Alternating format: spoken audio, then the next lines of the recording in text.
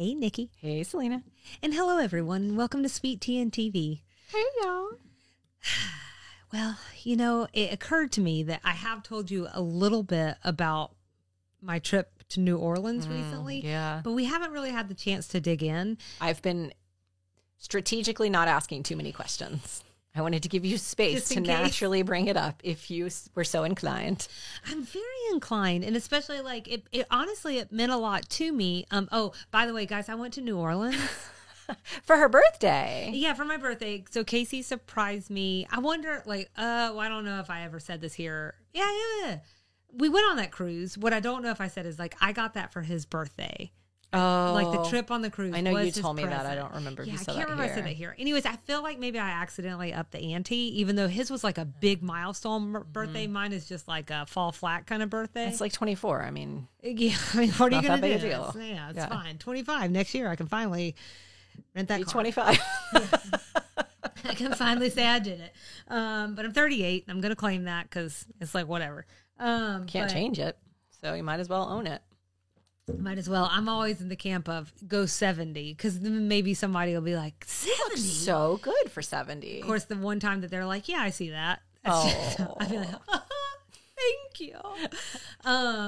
So I think I accidentally upped the ante, or maybe he was just feeling generous. I don't know, but he surprised me with a trip to New Orleans, and so we went for Wednesday, Thursday, Friday, 4 nights and 3 full days, which is pretty good for like a quick getaway. Especially because you flew down there. We flew. So you got down quicker than if you had driven. That's right. You know, I think there's maybe some argument to that once you factor in the airport. Probably true. But I prefer it because no one has to be exhausted in driving back, true. which I think is really the biggest problem. Also, I hate being trapped in a car for multiple hours. So not really my idea of like, happy birthday. Right. Now sit here for 7 hours. Okay. 8 if there's I traffic. know, especially somebody like me, because like I need to be moving all the time. So we went just a couple of weeks, not even a couple of weeks ago. We went last week, and it was just fantastic. And I really wanted to share it with you, Nikki, because I mean, I think most of my knowledge about New Orleans really comes either from things that you've told me from when Beignets. you went. Beignets. I never knew about them before. But it either came from when you went and had told me things about it, or segments that we've done right here on the podcast where I learn more. And so I think I shared this with you before we started today, but like I kind of can't stop thinking about it. I was expecting to like it. I don't know that I was expecting to love it. I try to keep my expectations, you know, because they get too high and then you can never meet them. Right. But I have a couple of different things that I thought I would share with you that were my favorites. And it's like food. I think that's obvious. Shopping. And then like a combination of history, culture, architecture. Okay. So I thought I would share a couple of specifics from each one. The food. I will tell you that the very biggest surprise for me is that, okay, if you were to send me anywhere else, like New York City, for instance, I'm not going to eat in the most popular areas of New York City. I'm going to be afraid to, you know, and like Times Square. You know, I mean, I'm not going to go there and be like, this Olive Garden is going to be amazing. But so going on Bourbon Street and having some of my best meals flattened me. I couldn't believe it because as we were going, I was like, is this a mistake? Is this a mistake? Uh-oh. But it was amazing. Yeah. In fact, even the worst meal we had was still fine, you know, and I think that they suffered from something. Obviously, I'm not going to share any specific places, rude, but they suffered from something that I want to call the Instagram problem, where we're too worried about making it pretty, The optics. Yeah. and then we forget about execution. Oh, that sucks. But like, because all the menu items sounded good, they just didn't taste as good as they sounded. So what does the name of the restaurant rhyme with? That's a really good question. I won't tell you. Fine. Maybe I'll tell you off mic. Okay, fine. Okay. I, of course, went to Cafe Du Monde. So I obviously, like, I highly recommend it. Like, how can you not? The beignets are delicious. Cafe au lait. I will say that you have talked about Cafe au lait for years. And here, I don't know I get it. Okay. There, It's good, right? I get it.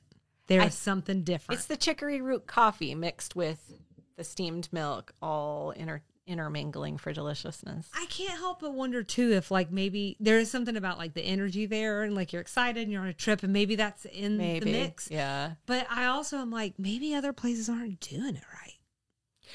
I genuinely think it has something to do with the fact that it's the French roast coffee, and something about the blend. At Cafe Du Monde, they have their own coffee blend, and so some of that helps. But it's a different flavor altogether.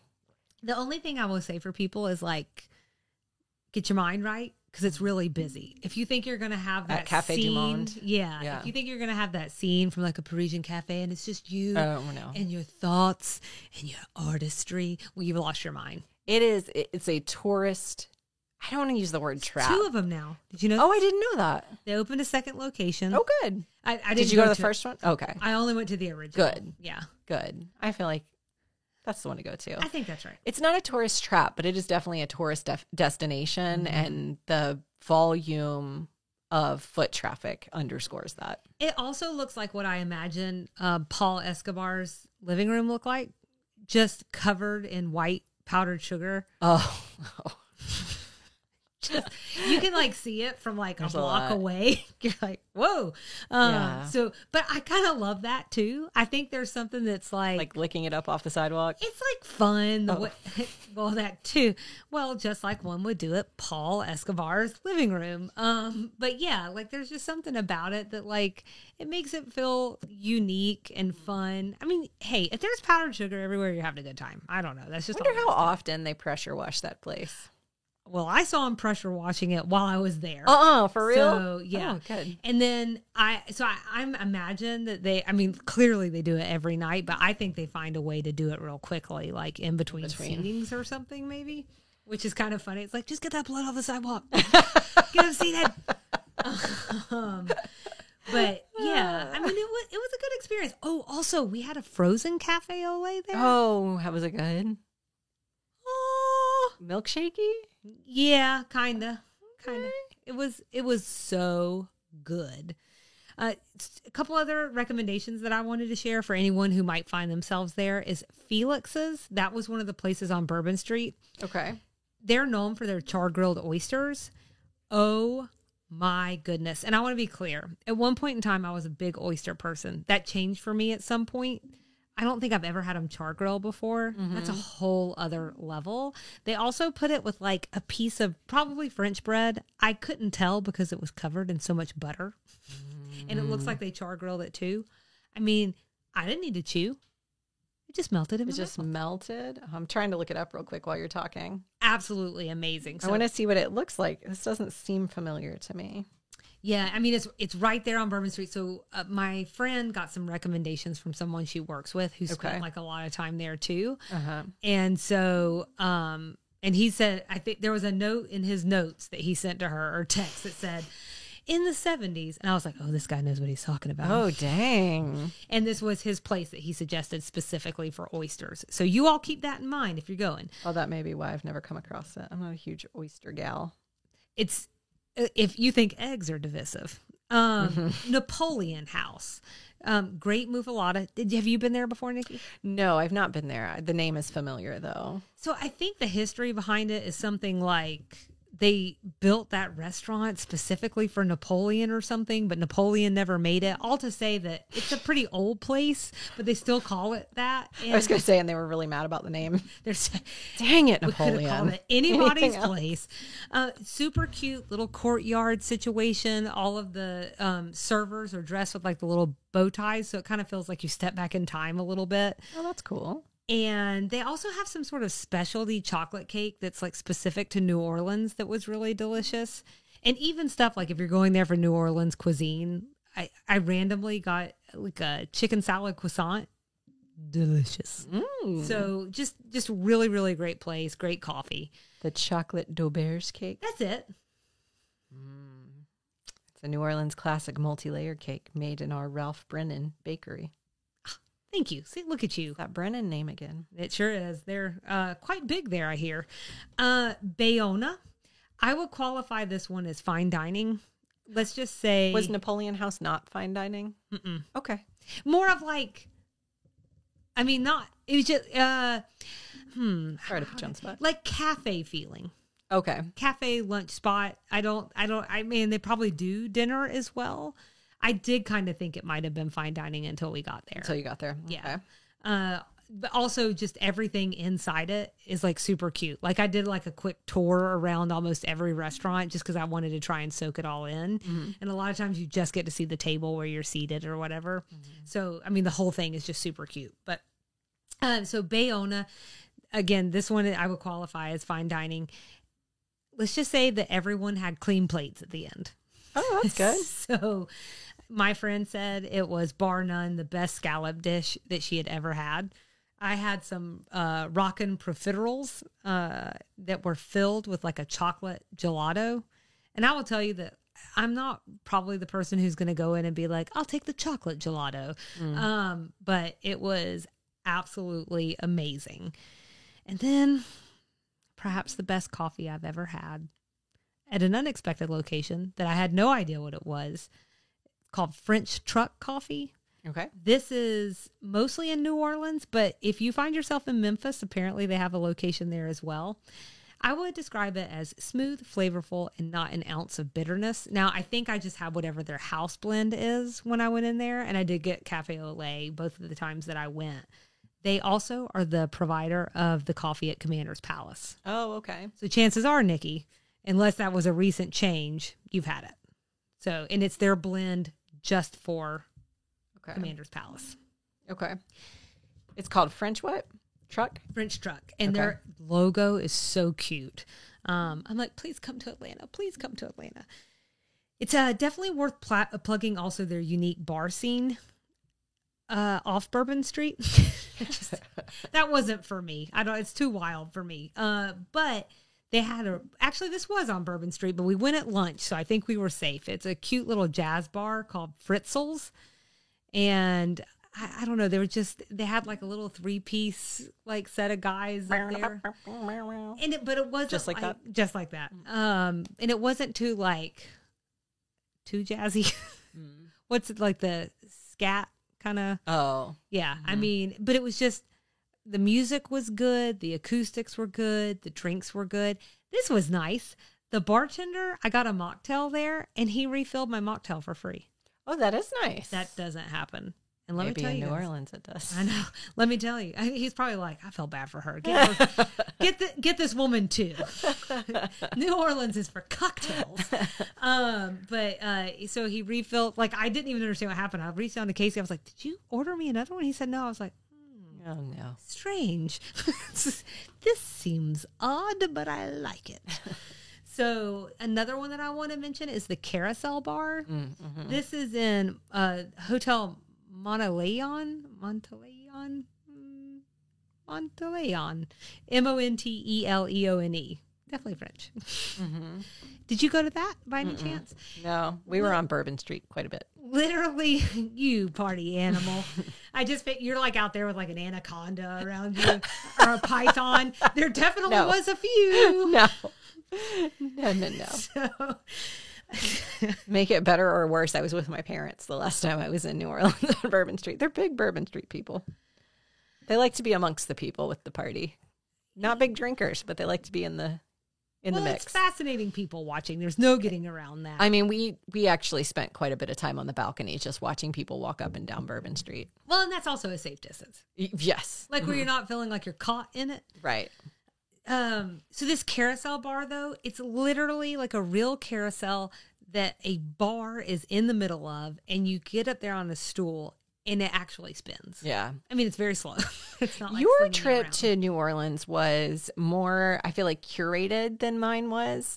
I've been twice in the last few years, and every time I go, it's like for a family event. So we're just like real quick in and out of the city. Yeah. So I feel like you had like the real tour of New Orleans. I guess I don't like, because this is the least prepared I've ever been for a trip at least in recent years. Yeah. And so like I think maybe a week before I was like, I better start looking into this, you know, because since it was a surprise, like I I didn't feel like as engaged. You know, I didn't book the plane tickets. I didn't, you know, so I kept being like, at some point I really got to like, you know, figure something out.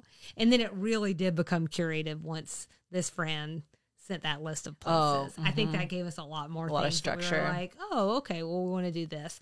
There's also a cool bar. It's called Bar Marilou. Get reservations if you go. The reason I know is because we weren't really able to get in, but I did go in there for just like a little bit and get to peek around. Pee-pee.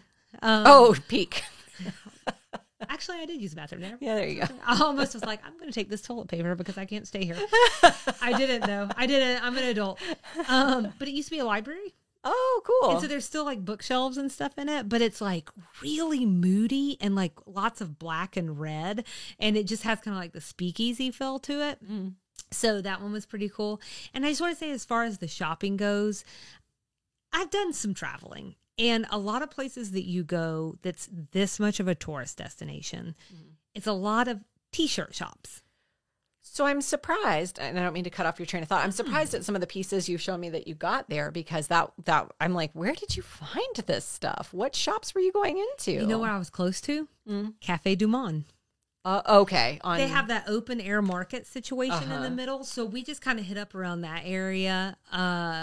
And I was just so impressed because the items felt unique. I mean, it didn't feel like that price gougy. I mean, you're in a tourist destination, so it is what it is. And it didn't feel like just one T-shirt shop after the next. And it also felt like themed to New Orleans, you know? And so I wonder if maybe the local, whoever runs New Orleans, they must really do a lot of work to keep that out. Yeah. Because I think it's really easy for that. I even see that in Helen now. Yeah. You know, and that's a much smaller tourist destination, but you go up there and you will get that and not as much of the little curated shops as you used to get. So we can see how many times I can get curated in here. I do have a little show and tell for you. Okay. So is it alcohol? That would probably be better, and I'm very sorry. Hurricane? I'm very sorry. Can you imagine if I try to take you home a hurricane? Just like already made? I'd be willing for you to try. Here you go. And there's a lot of daiquiri places on Bourbon Street. A lot. So many. And like with every type of food, they're like, daiquiris and chicken fingers. What? I did go to the Crystals on Bourbon Street one night. Oh. That was second dinner. Oh. None of my friends had ever had double Crystals before. This is amazing to me. Oh. Huh. They were delicious. So much. So greasy, Kyle soggy bread. God, it's so good.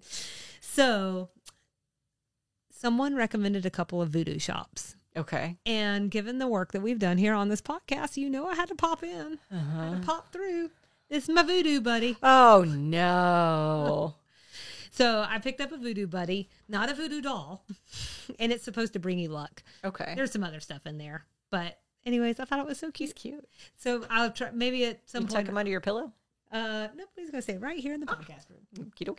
He watches over our recordings now. Oh, good. Okay. So, but maybe I'll pop something in stories at some point. I'm National Voodoo Day. thinking about, it's my favorite day. I'm thinking about like doing some sort of New Orleans tribute video or something. But, you know, I just think I need some time. So I get that. And then the last thing I'll say is that New Orleans is just a frankly weird place. And I ate it up. I loved how weird it was.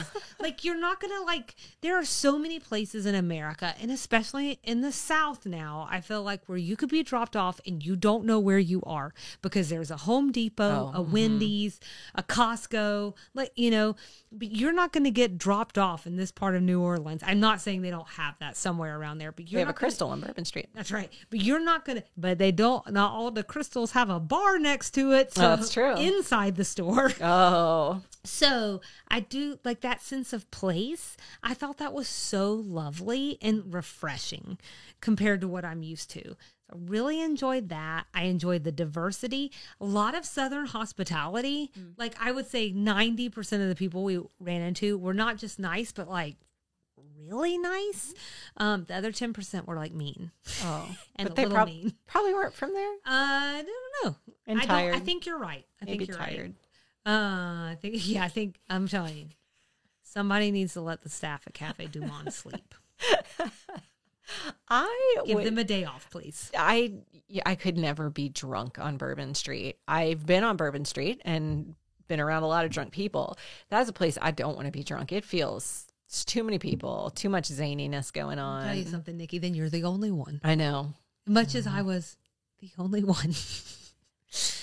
I do love a hurricane. The buildings were so beautiful. Really pretty. Obviously, like, you know, it's not like I've never seen pictures or watched movies, but to be there, I want some gas lamps so much now. Oh.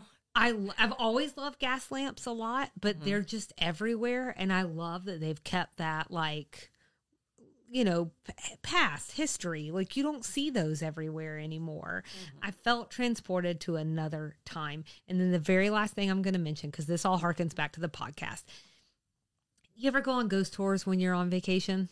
I've only been on one ghost tour ever. That's Where? Downtown Lawrenceville, of all places. I think I may know this. Okay. So I go on them, like, I've been on a few, probably like 3 or 4. And I find that they vary on their mileage. Okay. So some of them are pretty good and some of them are really bad. And there usually doesn't seem to be a lot of in between. But what Casey booked this time was a true crime ghost tour. And I thought it was the best one I've ever been on. Oh, cool. I can't believe how good it was. This guy was so into his history and so well studied. And really, he was like myth busting. And I thought that was amazing. So I got to see Marie Laveau's house towards the end of her life. I got to see Congo Square, where she reportedly practiced voodoo. And then I also loved the way that he talked about voodoo, because it was very much so in the same tone that we did when we talked about it right here, which is that, honestly, it is just another religion.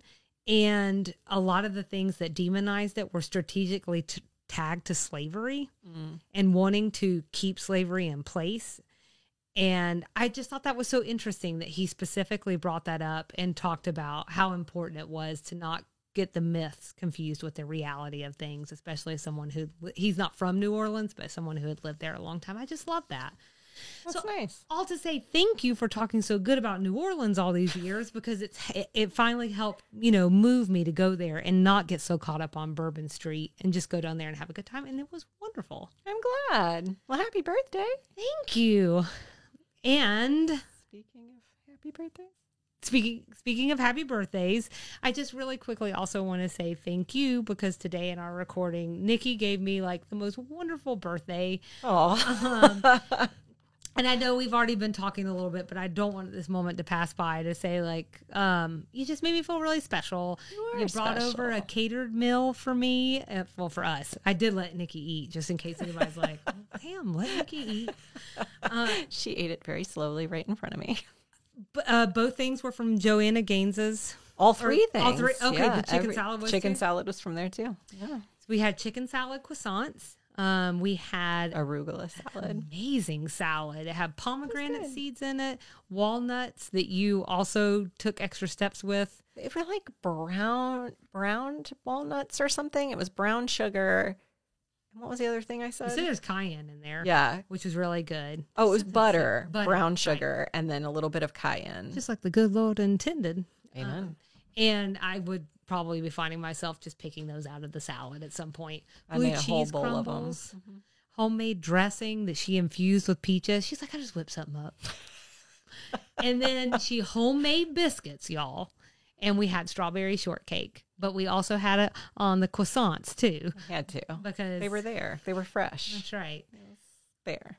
And it was amazing. Well, you're special, and I hope you felt special. Happy birthday. And she also stitched me the Designing Women, and I will drop something in cross-stitch. Cross-stitch, yeah. I'm so domestic. Help me. I cannot remember how that came about, but I was on Etsy. Maybe I just searched like designing women on Etsy, because the thing about me is I'm always thinking like 6 months in advance. So I knew your birthday would be coming.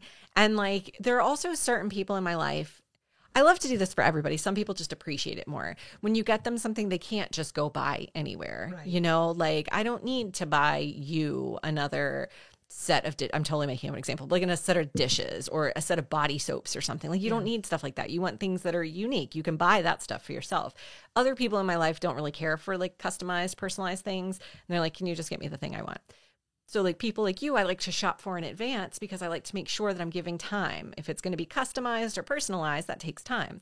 So I think way back, like after the holidays, I was on Etsy and I think I just searched like designing women and a cross stitch pattern came back. And I was like, well, I've never cross stitched before. I could probably do it, right? Maybe. I don't know. Let's buy the pattern and try. And so I told Selena that I started in like late December, early January. And Kyle was like, if her birthday is not till May, like, what are you doing? And it's not a very big piece, but it took almost that whole time. I'm very glad I allowed myself the time. I think it's very detailed. It's not like I opened it up and I was like, oh, thank you for these 4 potatoes. You know, I mean, it's very clearly the 4 ladies It's a we spend. very nice design. It's the 4 ladies we spend a lot of time with. So we didn't take like copious pictures of the milk. Sometimes you just have to like enjoy a thing. Yeah. But I will drop in a picture of the cross stitch so that people can see. Well, happy birthday. I'm glad you enjoyed it. Thank you. I'm sorry to delay. I just had to. Well, now I'm trying to think. I don't know. We're at season 4, episode 20. There's no good transition. Just take it. A minute ago, I was going to transition from New Orleans to tornado, thinking about like weather patterns, and that just felt wrong. So I didn't take that transition. So we're just going tornado watch. Wait, okay, hold on. So, speaking of hurricanes in New Orleans, but I meant the drink. Drink. Yeah. Speaking of alcoholic hurricanes, let's talk about a non-alcoholic tornado or an alcoholic tornado, I guess, actually. Or as Nikki already tried to do, Designing season Women. 4. Season 4, episode 20.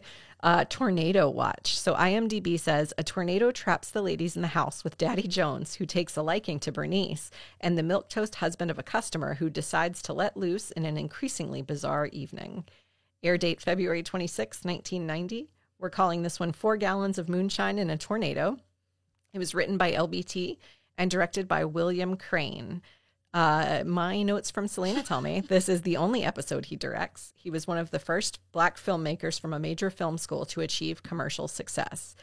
And that was the movie that he released that was like early popularity was Blackula. Mm-hmm. I ended up down a bit of a rabbit hole because I wanted to know like what else did he do? Yeah, I started to put some stuff in, but then sometimes I feel like I'm like giving you the most. Yeah. So I just feel weird not saying something without having at least looked into him. So have we talked about blaxploitation on here? We did, right? I don't think we've talked about in depth here. We talked about it a lot in my film class. Oh. I don't know if that counts or not. Maybe we talked about something tangential when we talked about Bill Bojangles. Yeah, I'm sure we did. Okay. Because anyway, the point was apparently Blackula was a blaxploitation film, which led me to researching what that means. It was a whole thing.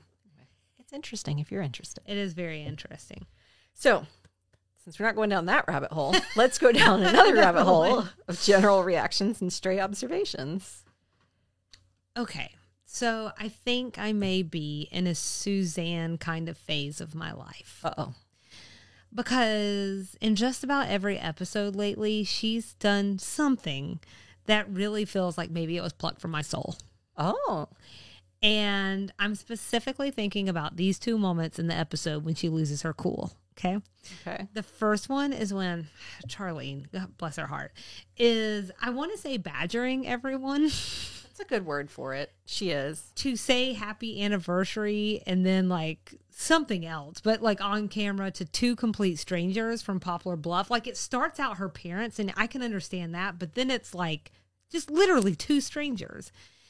That sense of dread that is all over Suzanne's face while she's asking her and like pointing the camera in her face. Oh my God, is this how you feel around me? But anyway, no. But then she eventually like lashes out and said, like when no couldn't be heard, she's like, "Happy birthday, Jimmy!" Lois! I was like, oh my God, that really resonated. Did your grandmother ever do that to you when you were a kid, that she'd like throw the phone at you and be like, say hi to Lois, your 15th cousin removed from the right-hand side? Let me be very clear. My grandmother would never do that to me. Okay. My grandfather did would it. definitely do that to me. What is that about? I don't know. And then, and this is, and like, if anybody actually is going to hear this, it is probably going to be my grandfather, because they do listen to the podcast. So I want to be very clear. I love you very much. Please, I in a world where I have the choice between being thrown on the phone with a stranger by you or not, I'm going to take the A version every time. Yeah. But yes, there has been some times where I know there are people that are important to my grandfather, and I appreciate that. But I literally haven't seen them since I was 2 years old. And so I just don't know what to say. You don't have a clue what to say. That used to be the thing. Or so you haven't seen them since you're 2, or you've never met the person before. And they're like, well, just tell them a little bit about your life. And you're like, well, I'm 18 years old. So do you want me to start at 1, or do you want me to start at 18? Where do you want to start this journey? 3. What do I say? I think that's right. Yeah. It's just, there's no connection points to be had. And so it's like, I mean, what are you supposed to do? Be like, so I have French toast for breakfast. Right. What did you have? Right. Yeah. It's a little bit of a weirdness. I think that's what that you reminded said me that. of. I wonder if that's Southern. Maybe. Something to think about. It's really funny that you say that about Suzanne. My note about Suzanne in this episode is that she's so grouchy in this episode. I really understand. The second moment I was going to mention is that, and I actually have a question for you. Is it Mr. Peace or Mr. Peas? It's Mr. Peace. I feel like they say it both ways over the course of the episode. And and I like tried to watch closer today, and I was like, because I see the spelling, and the spelling is peace.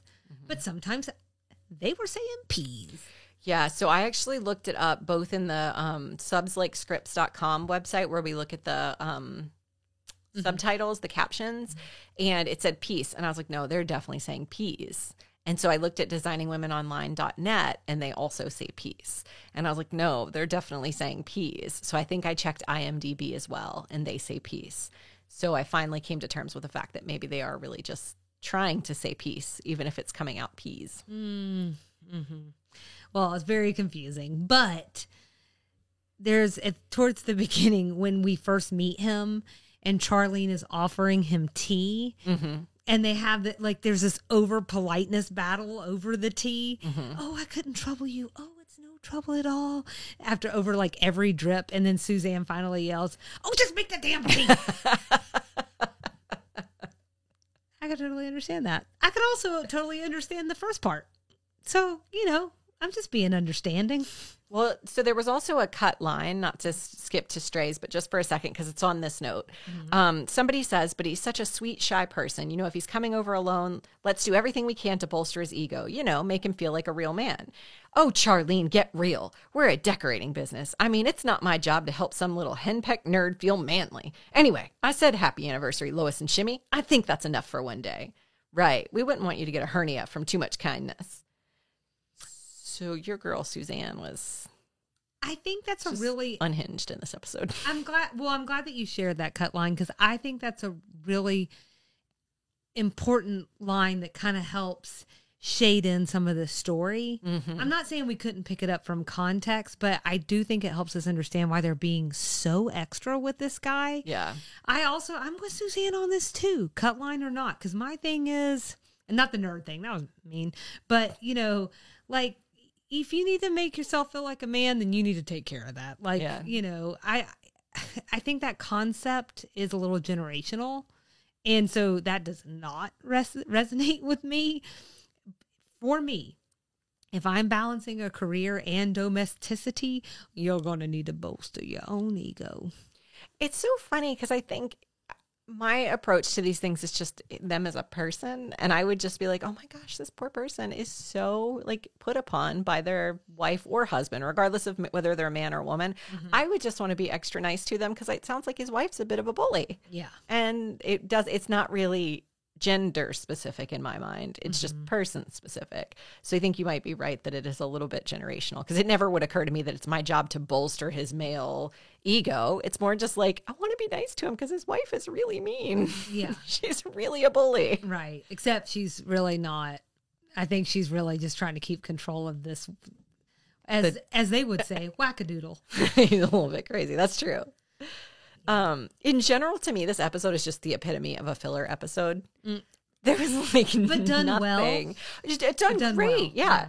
It just went nowhere and did nothing except make me laugh. Yeah, I mean, Literally went nowhere. could there have been a better metaphor than a tornado? Yeah. Because you just spin, round, round, everything gets dropped back down in the same place. I mean, not really, but you know, Pretty much what happened.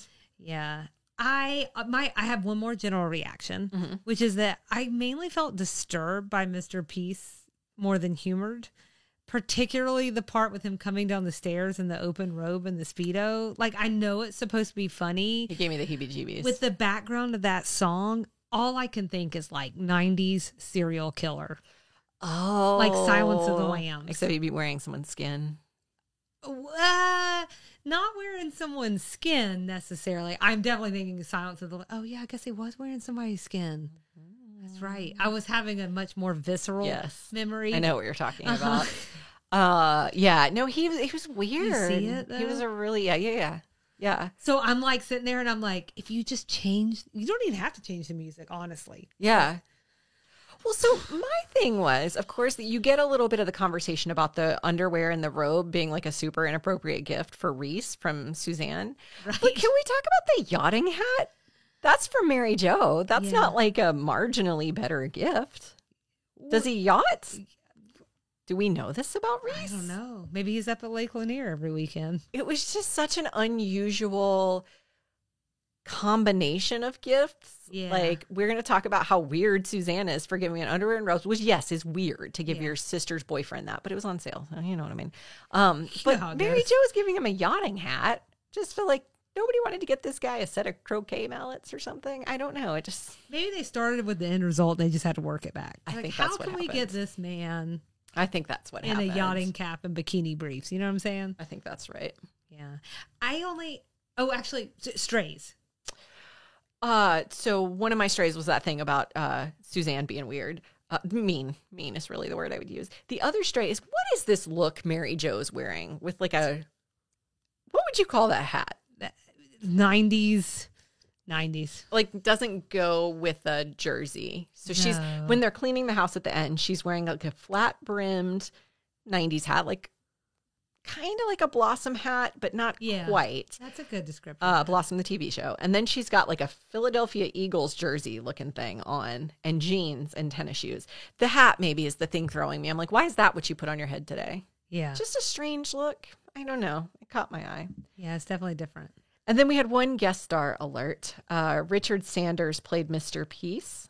Apparently he makes 2 episodes on Designing Women. The next one's in season 5. He's appeared in a ton of TV. It looks like one of his first roles was in WKRP in Cincinnati. I think that's what he's most well known for. He played an eccentric character there too. Mm-hmm. But he was also on Married with Children, Charles in Charge, Coach. He's 82 and retired now. He looked very familiar, so I did look into his filmography, and I noted the radio station show. Yeah. I've only seen clips from it, and I'm thinking of it as kind of like a news radio 1.0. Okay. I mean, not that it wasn't as good, I don't know, but like just being like the predecessor for that kind of like, we work together ensemble show. Yeah.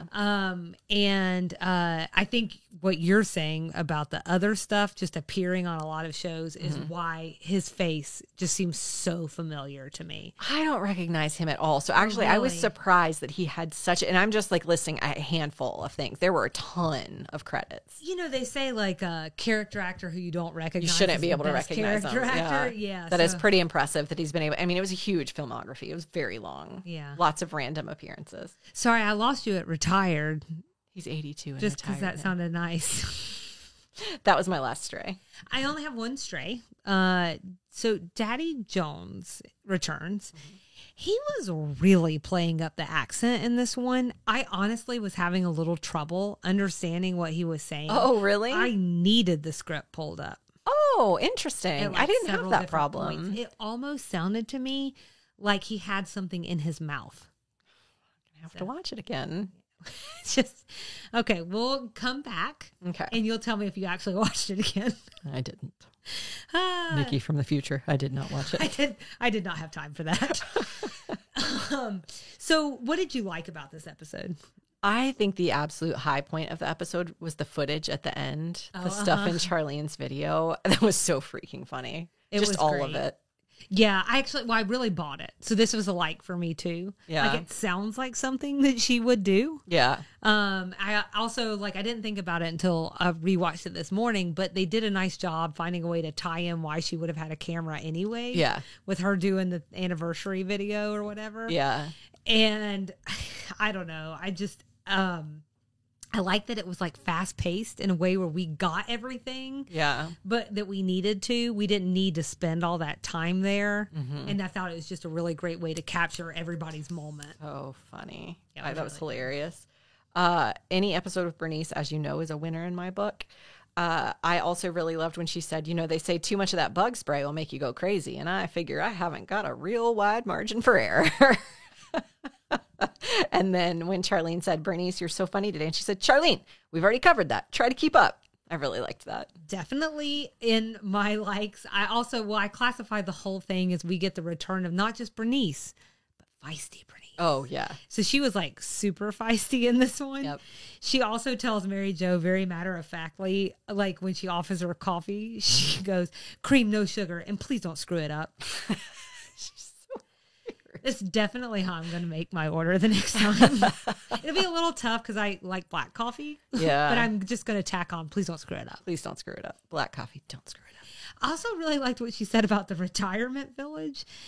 I don't know if you caught the cut lines there, but they really made it sing. And I don't have to go through all of them. It's just that she probably rolled out 4 or 5 more examples of things that they have them doing. And I would be exhausted too. It sounds like a lot. I actually don't know why that didn't make it into my notes. I thought I had it there at one point. But yeah, there's a lot going on. Yeah. She said the one I really liked was macrame belt. Macrame belts? Yeah. I'm like, sure. That sounds great. Yeah, I mean, I kind of would like a macrame belt. I don't want to make it though. I just want to have one. Yeah.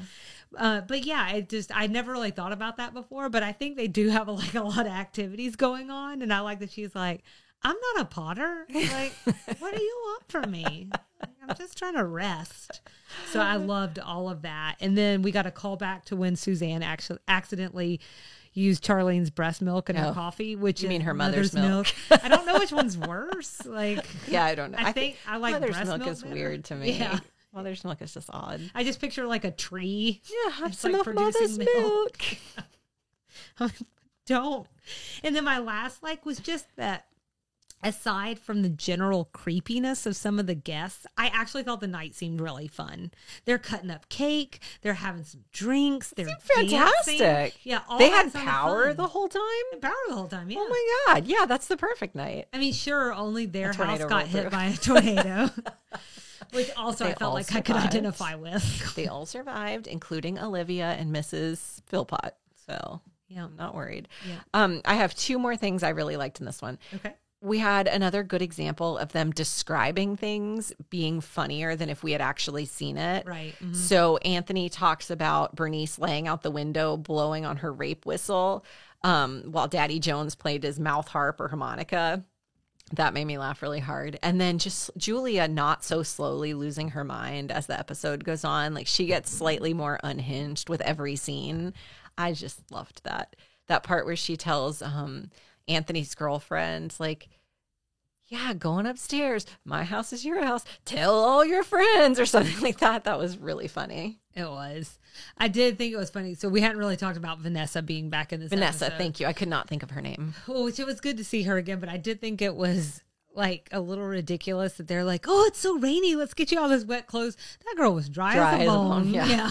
I'm like, everybody who walked in there was dry as a bone. They're like, so you just sopping wet. No, no one is. Well, they're so focused on the interior design details that they don't worry about details like the weather. Oh, right. That's right. What magazines are on the table. And whatnot. Exactly. What about things that we didn't like? have anything except Mr. Peace being kind of creepy. I guess that's one. That's true. I didn't write it down, but that's I one. only have one thing, and this is picky, and it has nothing to do with the show. It's just my like body reaction to it. Uh-oh. I crawled back up inside myself when Daddy Jones said, "But you can call me Daddy," and Bernice said, "Oh, I like that," and I went, I thought that was so funny. I always love hearing Julia go, "Okay, Daddy." Daddy. I'm almost surprised she said it because I almost wanted to be like, no, thank you. Yeah. I'm all set. But I think that's how much she wanted him out of the house, which is what I think they were trying to relay there. It's like, I'll do whatever you want me to do. Whatever will get you out of here. Right. Oh, I loved when Bernice said that. Oh, I like that. How about we rate this sucker? Let's do it. My rating scale is racy tornado outfits. Oh.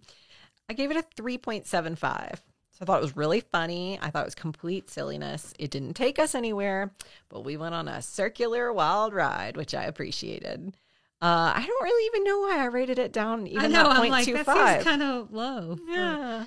Yeah, you may want to think about that. Well, score. I think it might have been, in all truthfulness, probably because I did have like a mild feeling of ick through the whole episode. Like just a little bit, like want to take a shower between Daddy Jones and Mr. Peace. Yeah. The more Mr. Peace, like, he's like an onion, the more layers that came off, the more uncomfortable I got. Yeah, it's I don't understandable. think until you said that a couple minutes ago, like an 80s, 90s serial killer, I'm not sure I could have articulated why he gave me the heebie-jeebies. Yeah. But I do remember I watched this episode 3 times, I think, and every time it was just a little more icky. Yeah, I mean, it does feel like there's not a writer's room here. But if there was a writer's room, that they were sitting there like, let's do Buffalo Bill, but make him funny. Yes, Yeah. yes. And that just, I think, probably for me gave me a little bit of heebie-jeebies, but the ending really brought it together for me. When they showed that video, I laughed every time. Yeah, The footage was hilarious. It was really good. The part where Mary Jo puts the cake in his face and he just keeps dancing. I just loved it. It was very funny. Maybe he's more bearable with cake all over his face. Maybe he's more bearable when the police are dragging him away. Also, though, I do have to say the idea of Reese putting Reese's head on his head also gave me the heebie-jeebies, because those would have been gifts for Reese, which theoretically he never would have worn, but it still gave me the heebie-jeebies. Yeah. I just don't think that's probably a good outfit for anyone, except maybe Prince. Yeah. Prince could pull it off. Uh-huh. Yeah. I think you might be right. So I gave it 4.5 out of 5 transmission fluid checks. Wink, wink. There's some guys out there drinking out of gasoline can.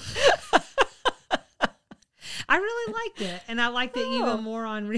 Oh, that just seems really high. I'm surprised. It was time. It was time to like perk it up a little bit. Yeah, just give it a little something.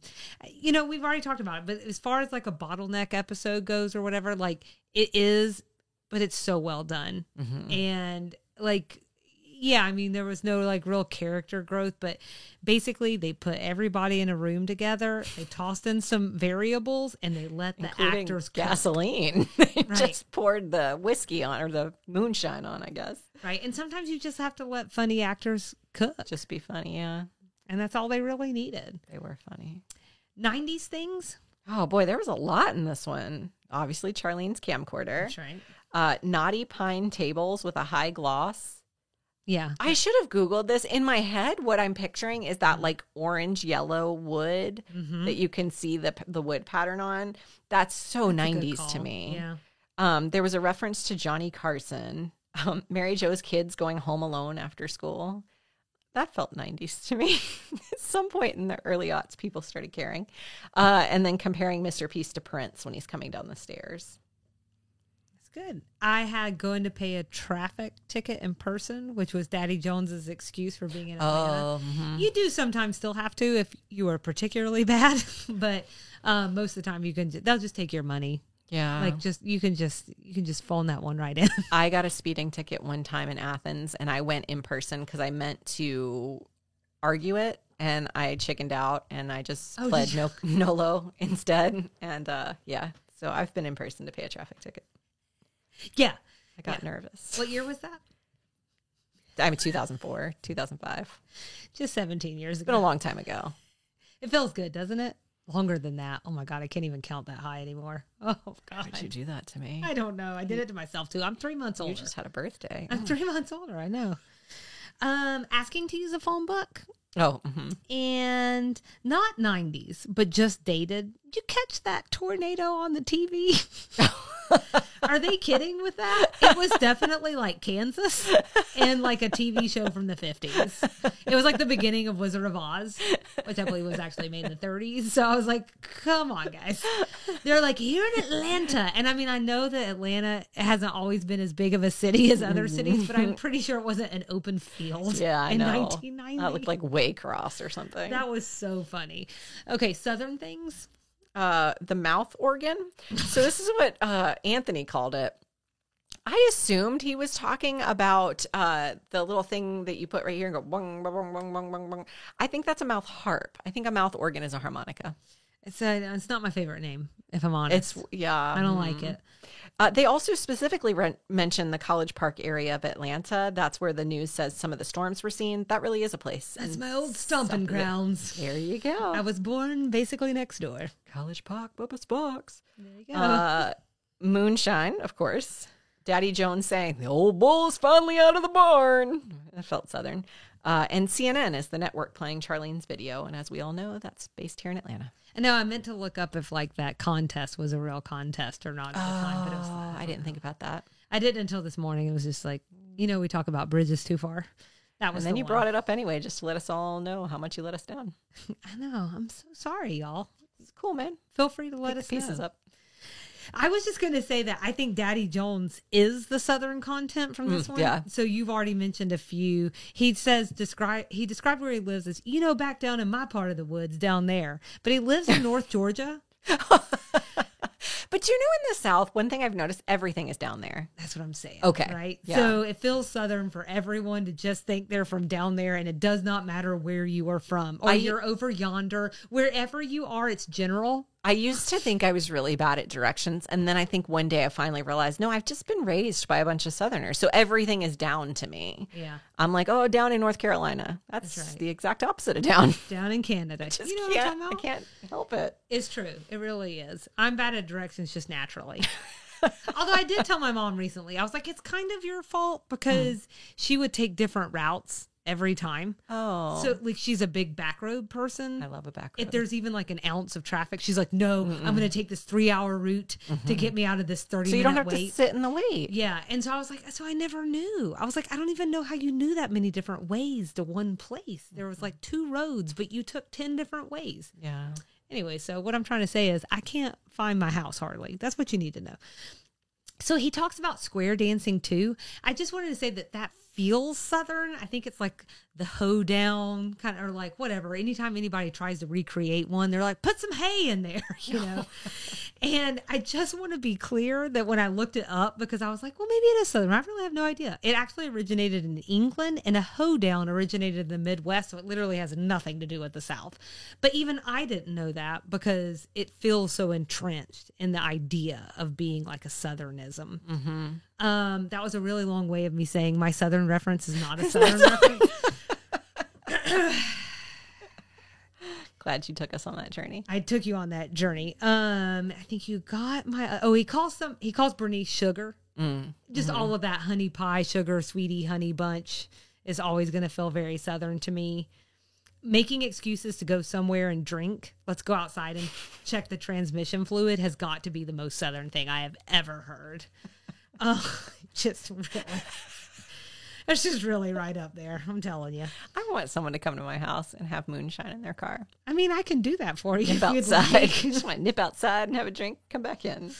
It's so funny. I don't know. That just really. Drinking outside, there's just something about it. I was just like, man, I feel like I'm back in Henry County or something. At a hoedown. Naturally. References that we need to talk about? I don't have anything. The only thing I had is I needed to look up whether or not Daddy Jones is from the South. Oh, in real life. Dub Taylor is his name. Did I not do a guest star on him? You did. Sorry, Dubsy. You just don't even care about him. Well, it's his second episode. I know. Anyways, he's from Richmond, Virginia. So I just wanted to say, like, that's not fake. So, yeah. So, Just wanted to share that. And that it appears that the Thomasons like him because he will go on to appear on Evening Shade. He was in his 80s when he did this role. Maybe what I was hearing was just him getting older. Because he died at 87 in 1994. Oh, really? So 4 years later. Yeah. I mean, he looked like he was up there. I think he starred in a bunch of Westerns. I wasn't going to take everyone through that, but I didn't know if we had a bunch of Wild Bunch fans here, but I'm pretty sure that's a big Western. And like, I don't follow that genre, but I'm pretty sure that's a popular one. And I think he was in it. Yeah, well, I'm so sorry, Dubsies. I should have mentioned you at some point. He seems interesting. I think he seems interesting too. Thanks for taking us there. Well, that's the job. That's what I pay you for. Oh, that's what my checks are for. Well, that's all I had. All right, next episode, season 4, episode 20, Tough Enough. We'd love everyone to follow along with us and engage. Instagram and Facebook at Sweet Tea and TV, TikTok at Sweet Tea TV Pod, YouTube. You can search Sweet Tea and TV, or we're at Sweet Tea TV 7371. 548-768-9999. Our email address is sweetteatvpod@gmail.com. And our website is www.sweetteatv.com. You can find ways to support the show on our website along with our show notes. And Thursday, we want the folks to come back for extra sugar because we're going to be talking about prohibition inspired by all the moonshine in this episode. Moonshine. I can't believe you didn't do moonshine for this recording session. That's going to need its own special whatever. And you'd make it in the bathtub. Surprise! Actually, go ahead, and our special thing that we'll be doing on Thursday is normally we're not very sober for these. But this time, Nikki, we're going to have to be sober. We're going to be following the 18th Amendment, if you know what I'm saying. So just go ahead and put your bourbon down. Fine. I'm just no fun. Fine. So you know what that means. What does it mean, Selena? It means we'll see you around the bend. Bye.